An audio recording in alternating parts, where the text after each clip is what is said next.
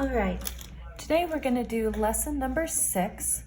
We're doing questions 2, 4, 5, 6, 7, 9, 11, 12, 15, and 23. All right, question number 2 asks us to list all of the common factors of both 30 and 40. Okay, so if we take 30 first, we always know that 2 of the factors are going to be 1 and itself. So we can do actually the same thing for 40. We know that 1 and 40 multiply together to get 30. Okay?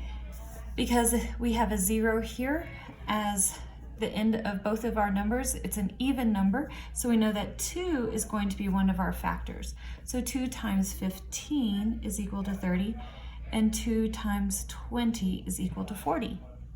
Okay? For 3, 30 is going to be divisible by 3, and so 3 times 10 is a factor set for 30. 40 is not divisible by 3, so we can skip that one there. 4s, if we go up to 4, 30 is not divisible by 4, but 40 is, so 4 and 10. Okay. And then 5, we know that both of those are going to be divisible by 5 because they both end in a 0. And so 5 times 6 is 30, and 5 times 8 is 40. Now we know, looking at our list of factor pairs for 30, that we're done, because as we increased 1, 2, 3, 4 didn't work, 5 did, and then 6, now we're back to repeating our numbers. So we know that this set of factor pairs is complete because we've come back to the next number in our line. But over here, we have 5 and then 8. So we still have a few that we have to test. 6, we know a number is divisible by 6 if it is divisible by both 2 and 3. And here it's divisible by 2, but it's not divisible by 3. So we know that 6 is not going to be one of those numbers. And then 7, 40 is not divisible by 7.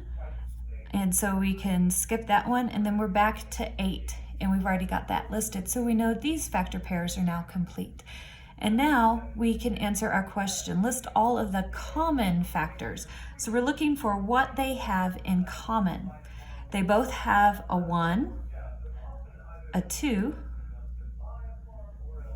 not a 3, not a 4, but both have a 5. They don't both have 6, 7, or 8, or 9, but they do have a 10. So this is our common factors. Then part B asks us to find the greatest common factor of 30 and 40, and the largest one, the greatest common factor, is 10. So that's our answer to B. All right, our next question asks us to use digits to write the number 407 million. So 407 million, 6,000. So a 6 is in the ones place for the thousands. So we'll have 006, and then 962.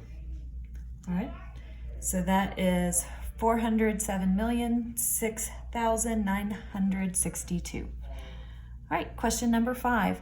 List the whole numbers from 1 to 10 that are divisors of 12,300. Okay, so this is going to be similar to what we did up here. We're going to move through the rules that are listed in your book on page 42. There's a set of rules that will walk you through the numbers 1 through 10 to figure out if they are divisors of any number you're given. So especially when we're given really large numbers like these that you won't know all of their divisors off the top of your head, there's that list on page 42 that you can look back at to help you walk through. So let's begin. We know that 1 and itself are always divisors of any number you get. So we can go ahead and put 1 down there. 2, we're looking for an even number. So if our last digit is an even number, then yes, it's also divisible by 2. For 3, our rule states if the sum of the digits can be divided by 3. So if I take 1 plus 2 plus 3 plus 0 plus 0, I get 6. I get the number 6. And so since the number 6 is divisible by 3, then 3 is going to be one of the divisors. Our rule for the number 4 is if the last 2 digits can be divided by 4. And when you look at a 0 and a 0, you may think, oh no, those can't be divided by 4 because they're zeros. But if you pretend that there is a 1 in front of those and divide that by 4, 4 goes into 10 2 times.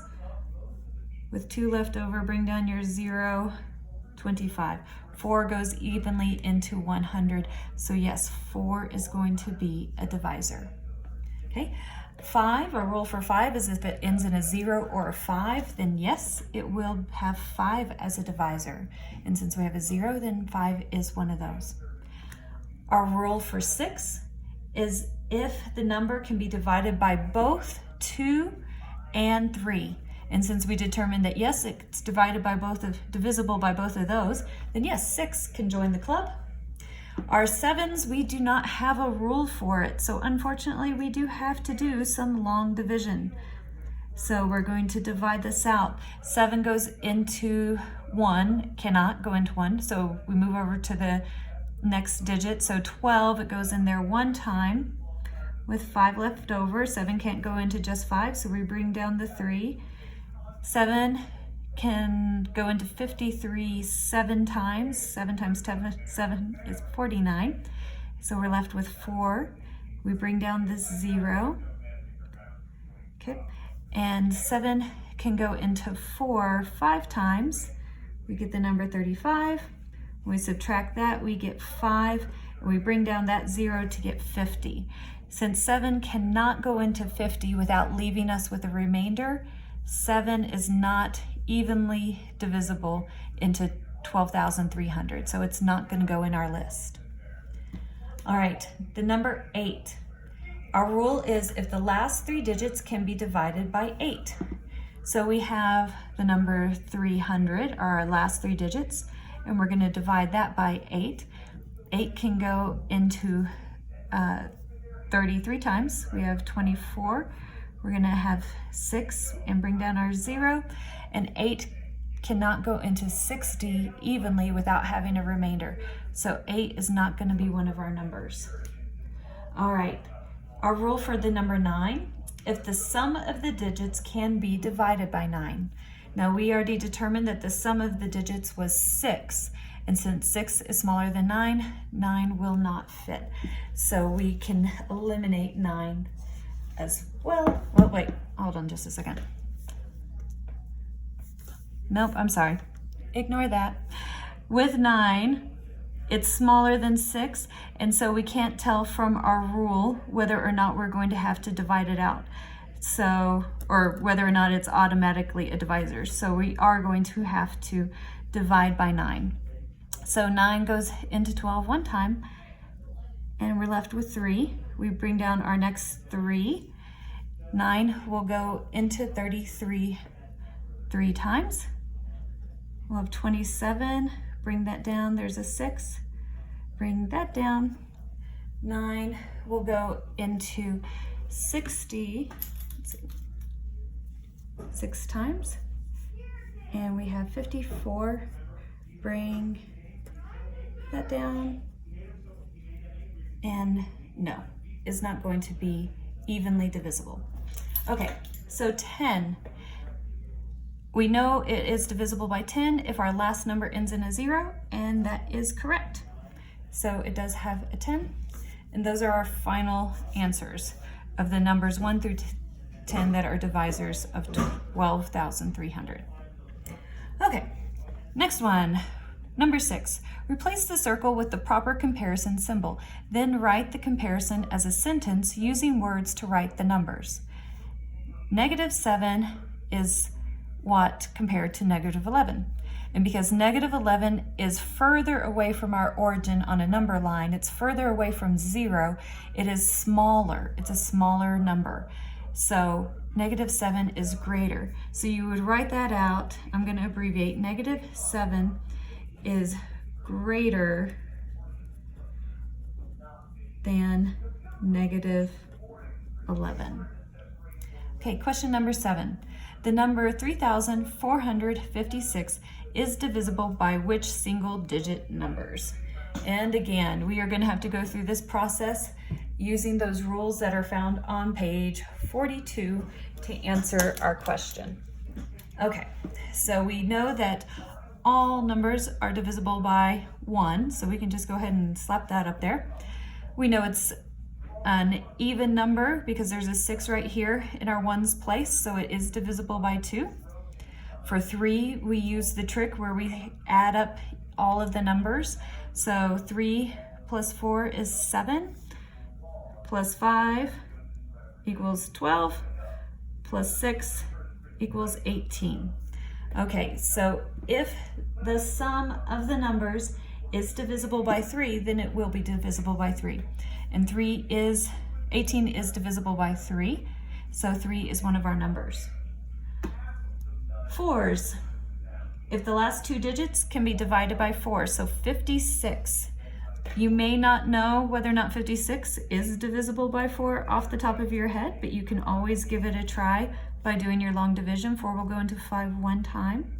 With 1 left over, we bring down our 6, and we're left with 16. 4 does go into 16 evenly. So yes, 4 is a divisor. All right, 5. This last number is not a 0 or a 5, so it can't be divisible by 5. So we can skip that one.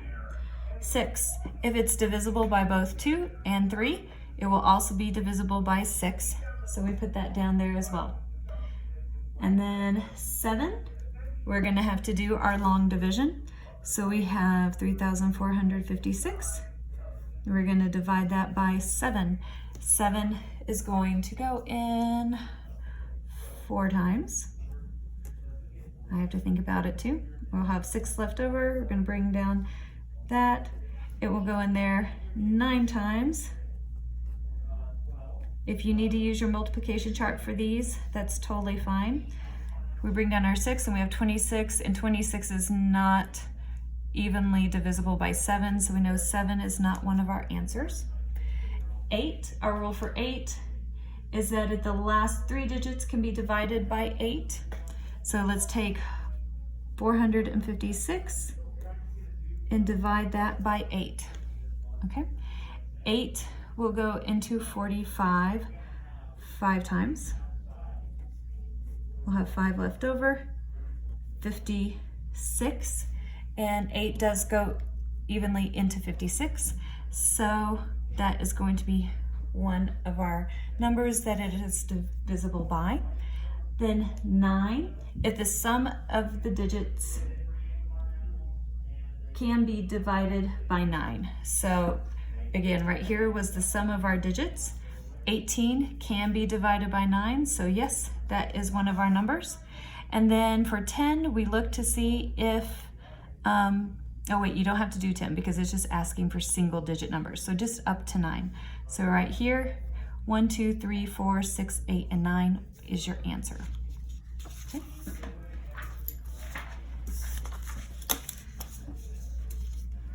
All right, let me make sure that's straight. Okay. Question number 9 asks us to write 6,400 in expanded notation. So basically you're taking all of your digits other than 0 and you're showing how you would get that number multiplied by a 0 number. So like 6 times 1,000 would get you the 6,000.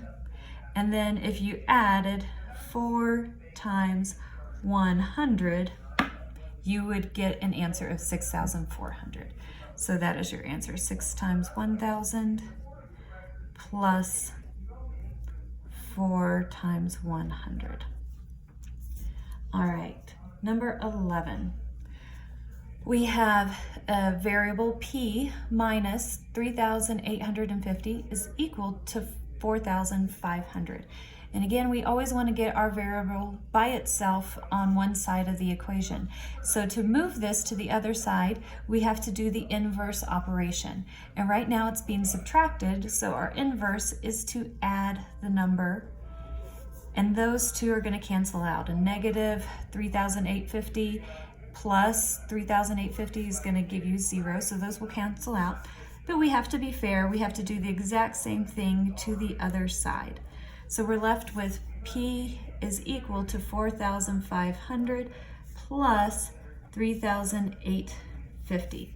So let's do that quick addition to solve for P. So we have 0, 5, 13, and 8. So our final answer is 8,350. Question number 12 is another question with a variable, but this time we have money, so we know automatically that our answer is going to have a dollar sign. And right now, anytime you see a number right next to a variable, the implied arithmetic function is multiplication. So I know that 8 is being multiplied by z. But again, I want to get my z by itself. So I am going to do the inverse operation to get rid of my 8. And since multiplication is going on, I need to do division. And again, I have to be fair, I have to do it to both sides. So when I do this, an 8 divided by an 8 is equal to 1. So it's just 1z. So I'm left with z is equal to $50 divided by 8. And so if I put that in a box, I can do my division to come up with my answer. 8 goes into 50 6 times. We have 48, which means 2 is left over. And we're going to bring down that 0. 8 will go into 20 just 2 times to get 16. We'll have 4 left over, and we'll bring down our last 0. And 8 goes into 40 evenly 5 times. So our final answer is $6.25. Okay. Another problem with a variable for 15, we have 990 divided by P is equal to 45. So again, we need to do the inverse operation because we don't want the P on the bottom of a fraction. We want it up on the top. And so we're going to multiply both sides by P. This side, these two are going to create a 1, so they cancel out. And we're left with 990 is equal to 45P. But we are not done. So this was step 1, but now we have to perform another step to get our P by itself. And because 45 is being multiplied by P, to get rid of my 45, I have to do the inverse operation. So for multiplication, I have to now do division, and those two are going to become 1. And I have to be fair, have to do it to the other side. And so I'm left with P is equal to 990 divided by 45. Okay, and so we have to do our long division for this step. And 45 plus 45 is 90. So 45 times 2, 42 2 times is 90. And so we'll have 9 left over. We'll bring down our 0 and we have 90, and that goes in 2 times. So my final answer for 15 is P is equal to 22. All right, our final problem is number 23, and it's just a straight division problem. It's going to be long division, and we've got a big number here, so several steps to go through. All right, 9 can't just go into 4, so we have to look at the 43. So 9 will go into 43 4 times. And again, if you need to use your multiplication chart to remind you of your math facts for this, you can. But 9 times 4 is 36. So we're left with 7, and then we bring down our 2. We have 72. 9 goes into 72 8 times. And you're left with a 0 there. So now we bring down our 7. It can't just go into 7, so we put a 0 to hold our place. And we bring down our 1. 9 goes into 71 7 times. We have 63. And so we have 8 left over and nothing else to bring down. And since 9 can't be divided into 8, we're going to have a remainder of 8. So our final answer is 4,807 with a remainder of 8. All right, that is lesson 6.